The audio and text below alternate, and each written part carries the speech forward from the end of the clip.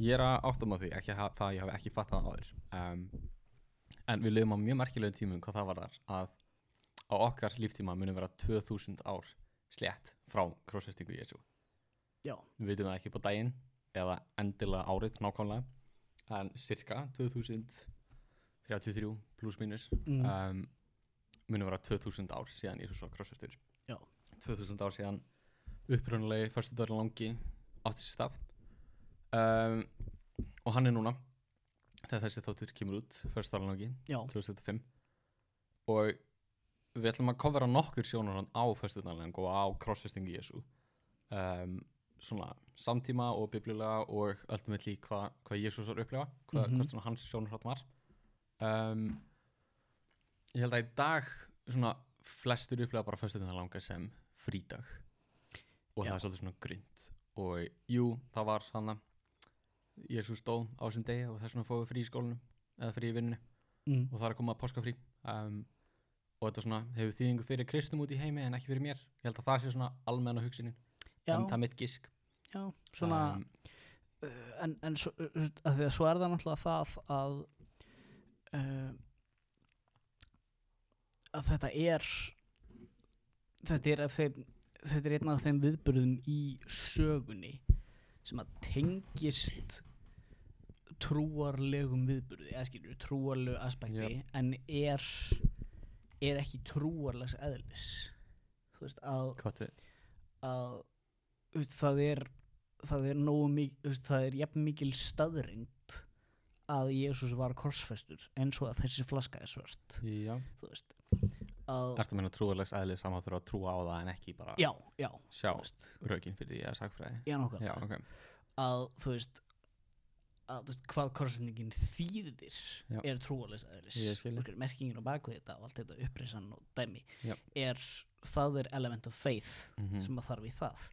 En korsfestingin sjálf er einn, ef ég er að fara með rétt, þá er þetta einn mest historically documentaður viðburður bara sögunar. Og ég meina með tímatala okkar við þennan mann sem að var negldur upp á kross. Akkurat. Og þjóðfáninn okkar er rauður í miðinni á fánunum. Og það Rauður og það er ekki bara að við erum að herma eftir Skandinavíu. Nei. Þjóðar. Við erum ekki bara nei. Annað sjónarhorn sem að við ætlum fjallum er samtíma menn Jesú og andstæðingar hans. Já. Þú veist, þeir sem í rauninni bera ábyrgð á því að hann er það sem hann er á þessum tímamóti. Og það eru farisear fyrst og fremst. Og Rómverjar og fleiri. Yfirvaldið á þeim tíma í svona hinnu víðara samhengi. Og þeir upplifa að þegar við ætlum svolítið að fjalla svona upplifun mismunandi aðila á þessum viðburði á þessum atburði og þeir upplifa, ef maður bara les í gegnum þegar við fjallum þá, að þeir upplifa krossfestinguna sem ákveðin sigur, að bara þetta er eitthvað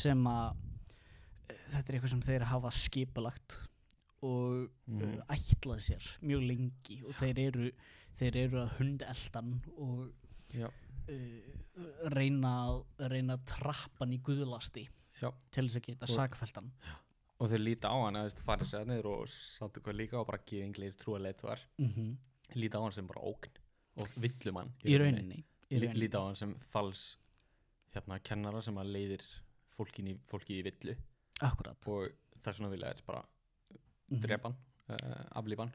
Og það sem og eins og við vorum að tala um að við vorum að fara að segja, en svo Rómverjar sem slíkir og sem voru yfir Ísrael á þeim tíma. Já, akkurat. Rómarveldi var með völd í Ísrael á þessum tíma, og þeir líta á hann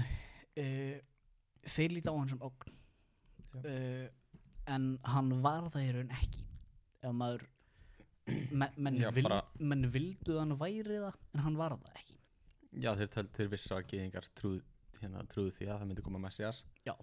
og flestir gyðingar voru á því að Messias myndi vera varpa, sigra Rómaveldið akkurat með afli, bara með sverði og stríði og lærisveinir meðal annars heldur það en svo kom Jesús svo með aðrar hugmyndir akkurat og hann þess vegna heldur Rómverjarnir að Jesús væri ógn. Já, akkurat þeir tóku bara svona samfélagslega álitið til greina og þannig að þarna eru þeir bara að koma þeir líta á það að þeir eru að koma í veg fyrir bara uppreisn gagnvart þeirra valdi og gagnvart þeirra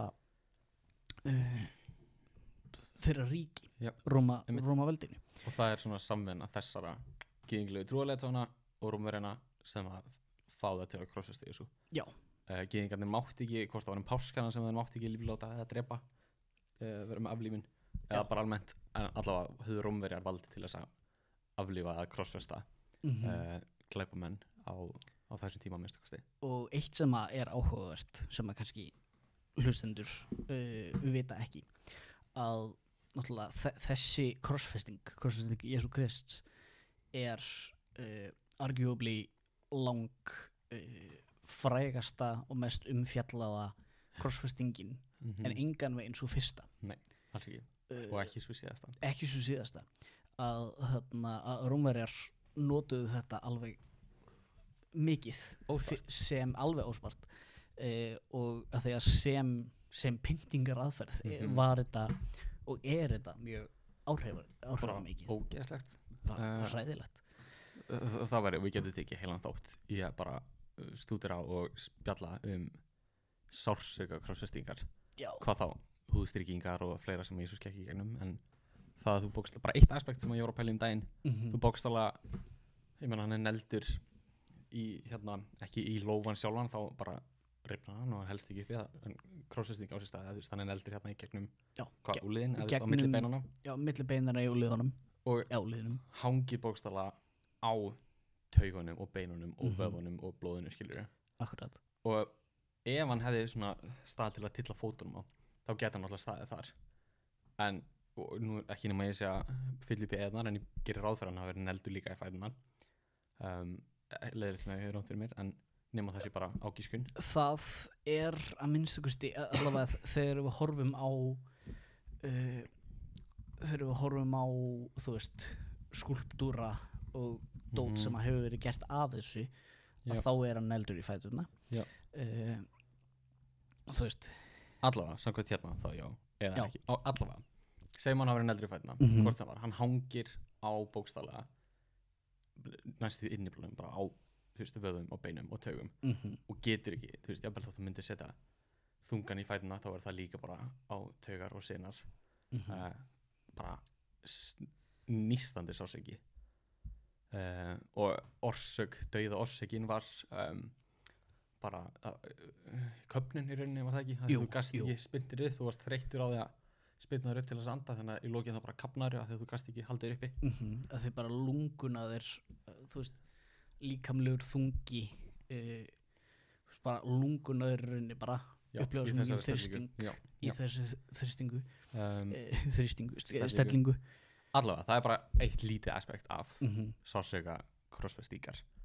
Hefðum kannski eftir að vera með trigger warning fyrir þennan segment, en ég meina að þú ert að hlusta á þátt. Þú ert að hlusta á föstudaginn langa og krossfestinguna, þannig að það er ýmislegt annað sem að væri hægt að segja grófara. You chose this life. Lærisveinarnir og konurnar sem að umkringdu krossinn, fylgjendur Jesú, það er annars sjónarhald. Við erum búin að tala rétt samtíma sjónarhald, hvernig almenningur sér föstudaginn langa krossfestinguna. Andstæðingar Jesú lita á þetta sem sigur og bara endalók á byltingunni sem þeir eru á móti. En fyrir lærisveinunum og fyrir móður Jesú og konunni sem voru ganga með honum og þeim, þá var þetta bara algjör niðurlæging. Þeir voru búin að sérstaklega bara einblínum á lærisveinuna, þeir voru búin að sjá fyrir sér og trúðu því þeir eru að fylgja þessum gaur sem er bara umdeildasti og mest umtalaði kennarinn, leiðtoginn, fræðmaðurinn á svæðinu og þeir bara trúa því að þetta sé Messias, þetta sé maður sem við erum búin að bíða eftir í mörg 100 ár til að frelsa Ísrael og endurreisa Ísrael og þeir trúa því að það muni vera með sverði og með afli og þetta sé bara Guðs ríki sé komið svo bara leiðtogarinn tekinn og bara neldur á kross, líklega nakinn, þótt að við sýnum það ekki þannig að það bara var það hægt, að algjör niðurlæging og þeir hlaupi burtu frá honum. Pétur afneitar honum 3 svar þótt hann hefði ekki viljað gera eins og Jesús spáði fyrir að myndi gera, og bara, þú veist, við vitum að þeir voru niðurlægir, Jesús dáinn og hann reisi upp og þeir fylgdu honum aftur og klikkaði hluti gerðist. En við höfum ekki gleyma því að þeir í mómentinu var bara leiðtogarinn þeirra var dáinn, þeir voru útskúfaðir að vissu allir hverju þeir voru almennt allana. Já. Og þetta var bara, hann var dáinn. Þetta var bara búið, þetta var bara allt, öll kraftaverkin, alla lækningarnar, allir fólksfjöldin sem fylgdi þeim og allt sem var að gerast, það var bara hluti fortíðinni. Og þeir og það var bara þetta engin upplýsing sem að þeir sáu fram, þótt að Jesús var búin að segja það. Nei, akkurat. Segja að ég mun koma aftur á 3. degi. En óvissan svo gríðarleg að í rauninni eru þeir að horfa í mómentinu, eru þeir að horfa fram á líkamleg endalok sín, að þeir eru búast við því að þeir verða hansarnir og drepnir sem þeir voru margir hverjir. Og í rauninni er þetta, þessi óvissa í mómentinu er líka ákveðin andlegan endi að ræða, af því að þarna er búið að lífláta þann aðila sem þeir trúðu að veri Messias. Og þarna og feilaðu Guðs plan. Bara eitthvað, þú veist, assassinatuðu þeir Guð, skilur. Það eru mögulega pælingarnar sem eru að ringsóla í höfðinu á þeim. Þannig að það er óhætt að segja að bara upplifun og sjónarhorn fylgjandi Jesú á krossfestinguna var bara algjör vonbrigði, algjör niðurlæging og sársauki. Akkurat. Það eru fylgjendur Jesú, en hvað með Jesú sjálfan? Við ætlum að kíkja það nú mögulega mikilvægasta sjónarhorn og það sjónarhorn sem er alltaf miklu rétt, eða öll hinn hafa rétt á sér einhver leiti, en sjónarhorn sem stendur er sjónarhorn Guðs. Akkurat. Hvernig hann sér það. Við ætlum að lesa bara smá texta úr Lúkasar guðspjalli. Kafla, hann tala krossfestinguna í öllum guðspjallunum, en kafla 23 í Lúkasar guðspjalli. Og ég held ef mann rétt að píslar, sagan og krossfestingin sé 1/3 af guðspjallunum samtals, sem sýnir bara hversu stór hluti af lífi og ævi, dauða og upprisu Jesú. Hversu stór og mikilvæg hluti þetta er af sögun hans. Já, akkurat, af því að í stóra samhenginu að þá kofvera guðspjöllin í rauninni, eða þú veist, þau kofvera 33 árin, skilur, það er talað um fæðingu, uppvöxt og eitthvað svona, en hvað við segja, kjötið í guðspjöllunum, það er 3 ára 3 ára og einhverja mánuða sögðuþráður. Þannig að þetta er svo þar af mest áherslan á krossin. Þetta er svo stuttur tími og þar af leiðandi, þú veist, er svona náttúrulega mesta áherslan á krossin.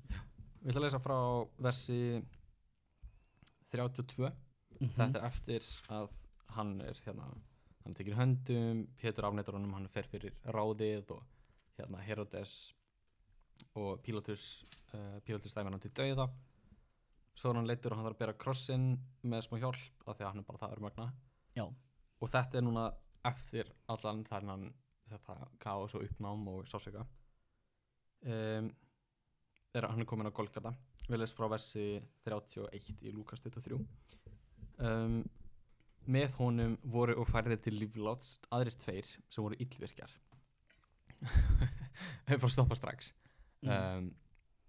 Mér langar að lesa spádóm úr Jesaja 53 versi 12, þar sem segir að þetta er skrifað 700 árum fyrir áður en krossfestinguna, þessir atburðir og ævi Jesú á sér stað. Örlitlu áður. Erum ekki 700 árum. Já.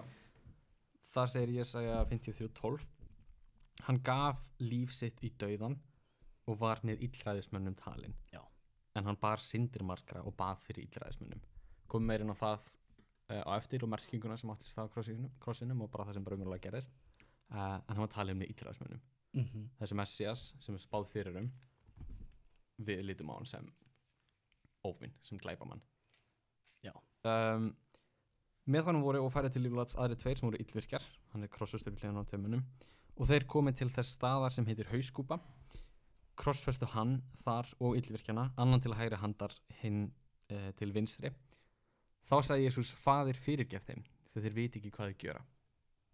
Já, og þarna þetta náttúrulega, þetta setning sem að náttúrulega kristnir menn þekkja, og þetta er það segment í krossfestingarsögunni sem er líka mjög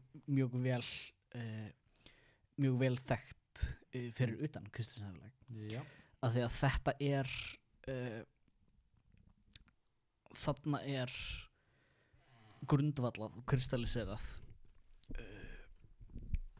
sjónarhorn og hugsunarháttur Jesú í þessu augnabliki, að hann hangir þarna í einhverjum mestu þjáningum sem að mannlegur líkami getur upplifað. Já.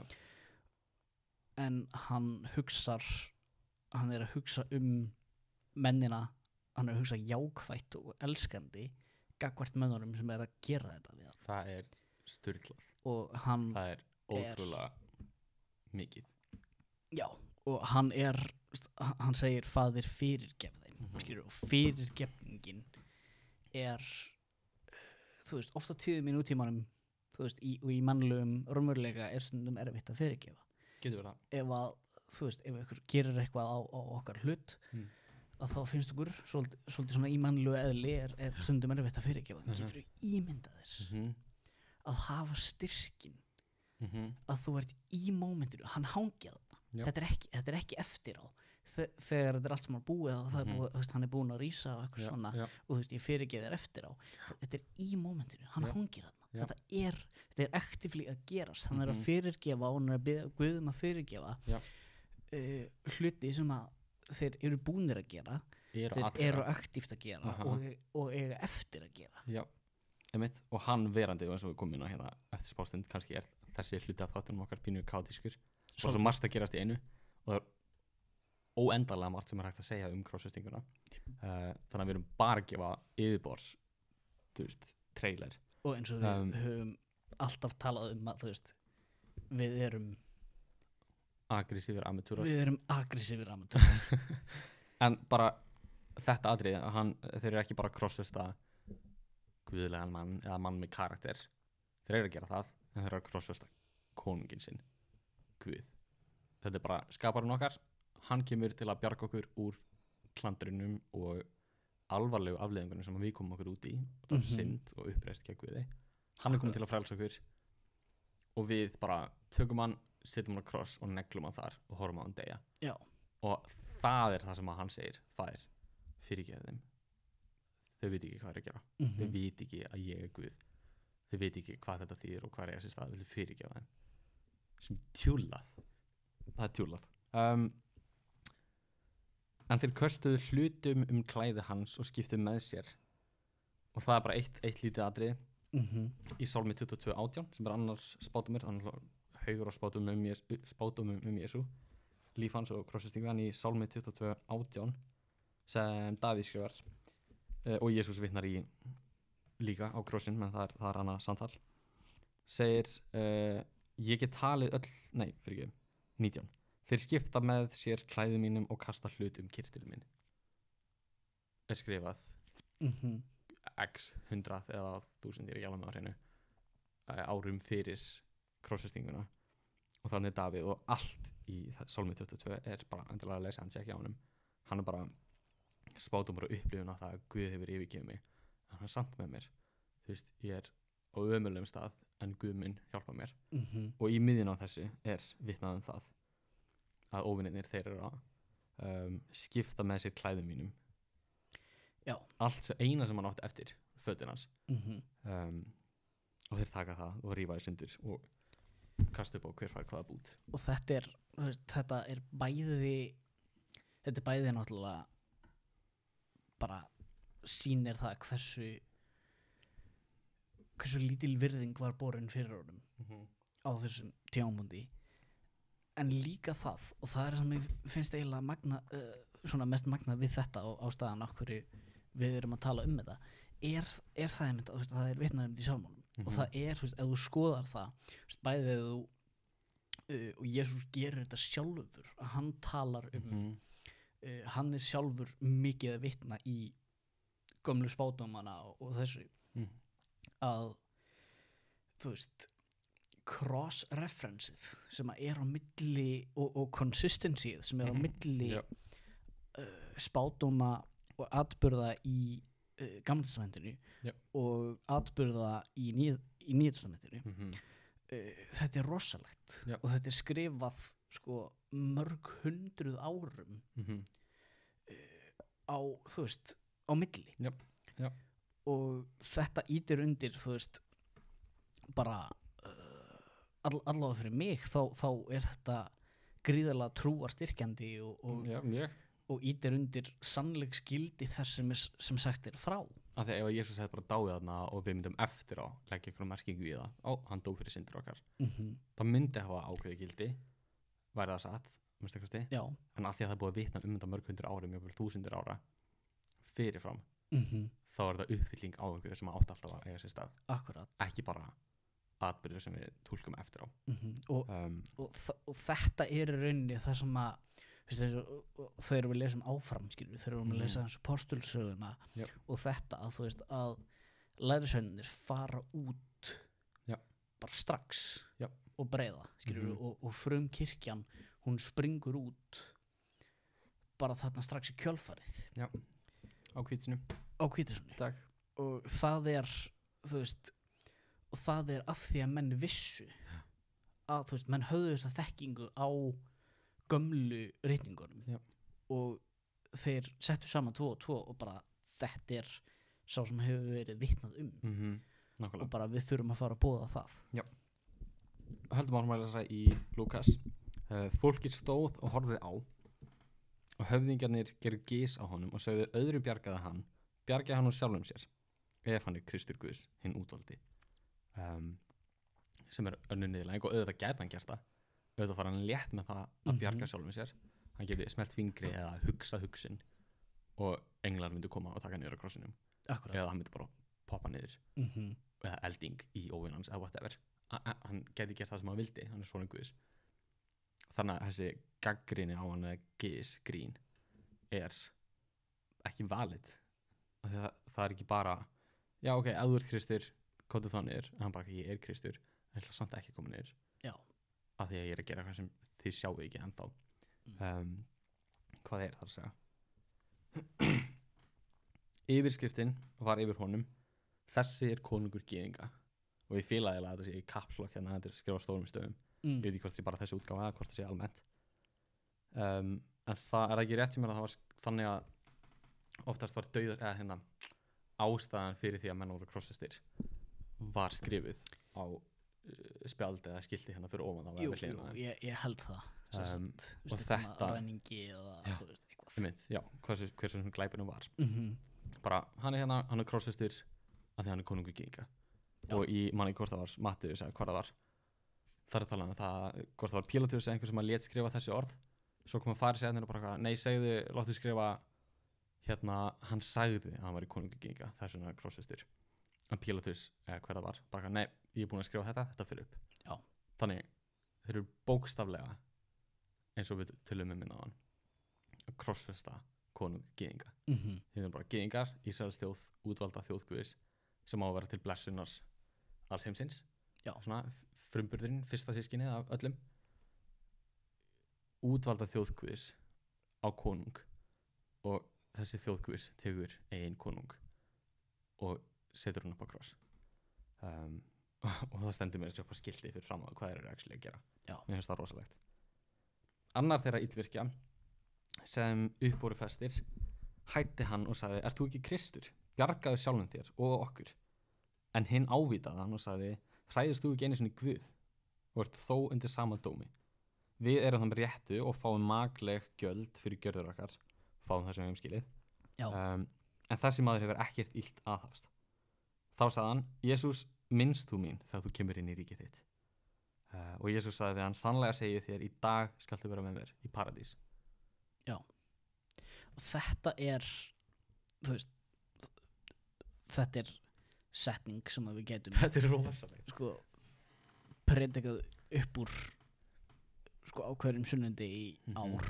Mér langar að hitta hann enga ángríns skilur bara þau komaði í Paradís hinn ekki bara eitthvað og ég hinn ekkert tíma hann predikar að djóka með samt ekki djóka en samt svona setja upp pínu komist þegar þessi gæði kemur inn bara eitthvað engillina Pétur, litla Pétur eða whatever einhver spyrir bara eitthvað já ákveður þú hér og hann bara eitthvað eða þú veist þekktur þau bóðan 10 bara eitthvað hvað bóðarð bara eitthvað hlýldir í reglunum gerður trúur á Guð já eða þú veist hvað mennur bara eitthvað ákveður ertu hana hann sagði mér til koma hann bara ég trúði bara ég með honum já þú veist bara ég talaði með hann og hann sagði hann bauð mér akkurat og þetta það sem að málið snýst já að þú veist, það ekki það að við fylgdum lögmálinu það ekki það að við vinnum okkur þetta inn eins og þú veist, einhverjar ávaxtæli með þær í latabæjabók skilur þú veist, þetta ekki það að við höfum unnið okkur inn fyrir þessu í sko sekundu á ævinni. Nei. En þetta það að við trúum því og treystum að Jesús svo sem hann sagðist vera og hann þú veist að hann okkar bjargvættur, hann okkar Messias, hann okkar frelsari og við tökum því sem sannleik sem hann boðaði og það á þeim grundvelli sem að við frelsumst það á þeim grundvelli sem að við hljótum inngöngu inn í paradís. Já, þannig að þú getur bókstaflega verið búin að vera óhlýðinguði glæpamaður og átt skilið og verið að fá dauðarefsingu og á síðustu sekundinni fyrirgeði og þú átt eilíft líf og þú átt sömu laun, sömu umbun, sama óverðskulduðu gjöf eilífslífs og ást frá Guði og við hinn og þeir sem hafa fylgt Guði allt sitt líf og treyst honum en það þýðir ekki að þeir að fresta því. Nei, þú veist ekki hvenær þú mynd dæja. Nei, einmitt. Lífið ófyrirsjáanlegt við þekkjum það enginn veit sína ævina fyrir öll eins og þú sagði en þetta boðskapur krossins bara að eiga sér stað hérna Jesús að deyja fyrir syndir þessa manns jafnvel þótt að hann sé bókstaflega líka að fara upp á krossin út af þeim en hann að deyja til að taka á sig ekki bara líkamlegan dóm og refsingu heldur andlegan dóm sem aðskilnaður frá Guði. Þess vegna hrópar Jesús Faðir, á hverju hefur yfirgefið mig eða Guð, á hverju hefur yfirgefið mig og þetta einfaldleiki boðskap krossins bara treyst honum, treystu Jesú hann dó þarna fyrir þig og af því að hann hleypir inn af því að hann tók á sig syndirinnar þá áttu eilíft líf og þá fær þú það sem að Jesús tók á sig dauðan og dóminn sem þú átti skilið svo þú getur fikið lífið sem hann átti skilið og hann átti skilið aldrei mikið þess vegna segir Jesús hann sannlega segir þér í dag skaltu vera með mér í paradís og nú var nær hádegi og myrkur varð allt land til nóns því sólin misti birtu sinnar ég giska að það verið sólmyrkvi mögulega það var ekki tími árs fyrir sandstorm þetta var ekki nótt náttúrulegar eða yfirnáttúrulegar aðstæður skiptir ekki öll máli ég held að Guð geti notað náttúrulegar aðferðir til að gera yfirnáttúrulega hluti það að segja að Guð hafi bara tæmað tunglið á sólina og sett af stað sólmyrkva á þessum tíma hvernig svo sem það var það burtskýrir ekki það sem átti sér stað skilur en það getur bara verið svona samhengi bara vísindalegt samhengi fyrir þetta myrkur sem átti sér stað forstjald musterisins rifnaði sundur í miðju Úli og eitt sem var bara eitt sem bara merkilegt varðandi Ísrael að það að það liggur svona tiltölulega ekkert eitthvað brjálæðislega en tiltölulega nálægt miðbaug sem þýðir það á hádegi eins og stendur hérna að þá hafði sólin verið þú veist bara brjálæðislega hátt uppi og bara þú veist í rauninni beint upp eða svona nokkurn veginn og þannig að það rauninni þú veist, eitthvað náttúrulegt eðlilegt fyrirbrigði hefði aldrei getað skýrt á sólu það hefði ekki mikið sens. Ég held jafnvel að vísindamenn eru búin að reikna út að það átti sér stað sólmyrkvi á þessu tíma, en kannski það kjaftaði sem að þið þurfum bara að skoða sjálf. Mögulega. Allavega það var myrkur, mögulega út á sólmyrkva, það væri cool. Aggressífur amatúrar eins og oft hefur komið fram. En fortjaldi rifnaði. Hvað þýðir það? Það þýðir það stórmerkilegur atburður að fortjaldið vísar til þess að að í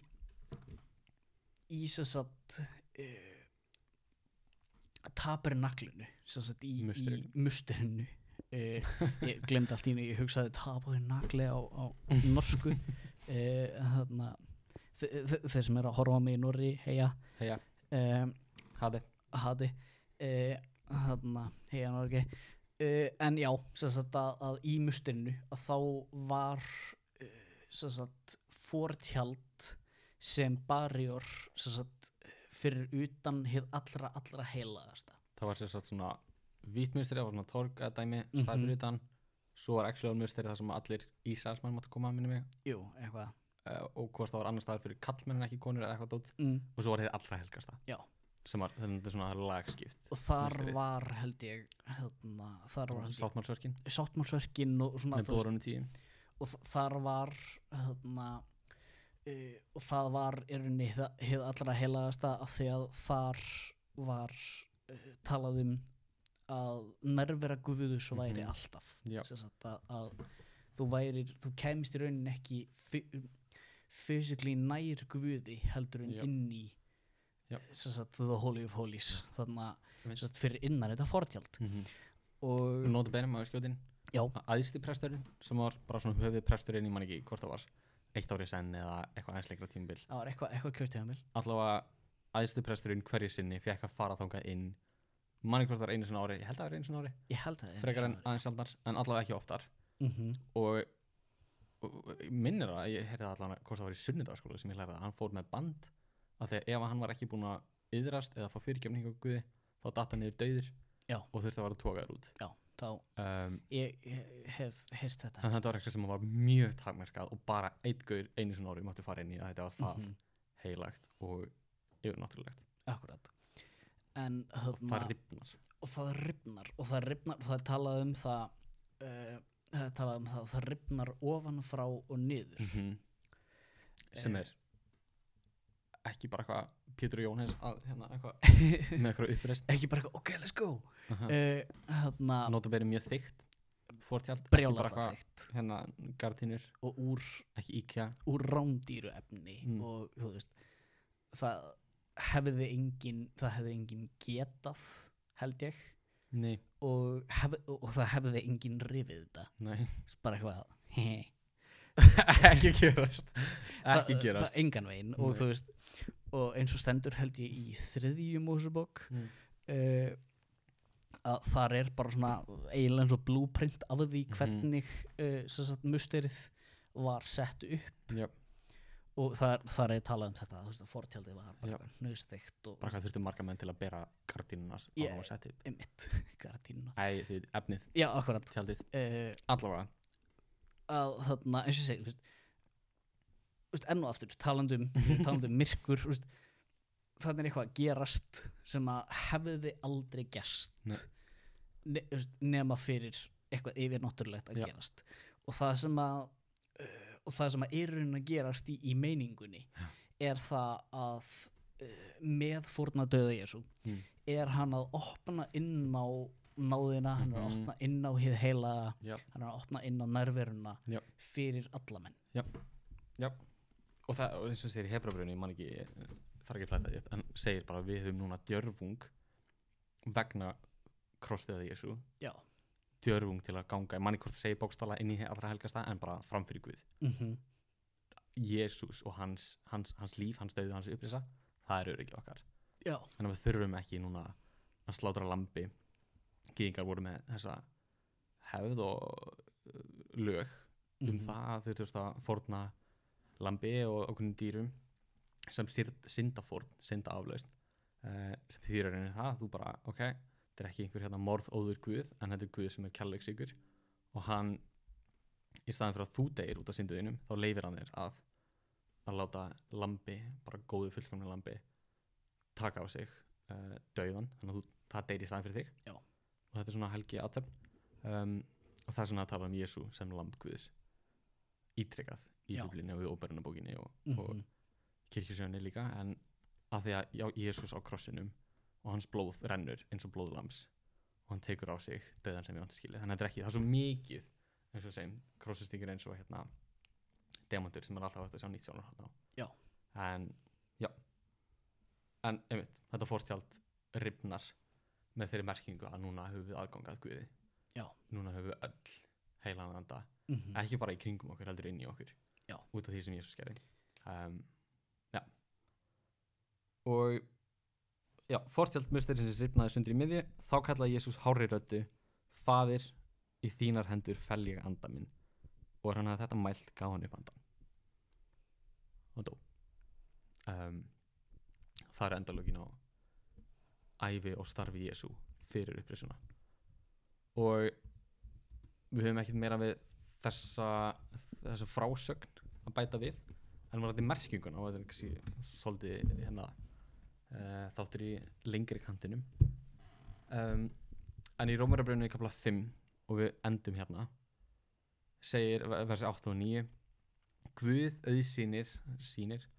auðsýnir kærleika sinn til okkar þar sem Kristur er fyrir oss dáinn meðan við enn vorum í syndum okkar, þar sem við erum nú réttlættir fyrir blóð hans eins og lambið, því fremur mun hann frelsa okkur frá reiðinni. Já. Jesús tók á sig syndur okkar á krossinum, hann dó meðan við vorum í syndum okkar og af því að blóð hans rann eins og blóð lambs sem er slátrað í stað okkar þá höfum við frelsi frá reiði Guðs og frá dóm Guðs vegna synda. Akkurat. Þannig þetta er sjónarhorn þeirra sem að sjá krossfestinguna, þetta er sjónarhorn Jesús sjálfs, þetta er það sem hann er að upplefa, hann veit að hann er að uppfylla spádóma, hann veit að Guð er með honum en Guð er samt að yfirgefa hann og hell yfir hann dóm og reiði og afleiðingum synda okkar allra. Hann veit hvað er að gerast og hann veit að þetta er verkið sem að hleypur okkur inn í himinin. En spurningin sem við ætlum að enda á er hvað þýðir þetta fyrir þér? Hvaða sjónarhorn, kæri hlustandi, hefur þú á krossfestinguna? Lítur þú á þetta sem sögulegan atburð sem hefur merkingu fyrir öðrum en ekki allan heiminn, ekki fyrir þér? Eða er þetta staðurinn þar sem að þú eignaðist nýtt líf þegar Jesús dó?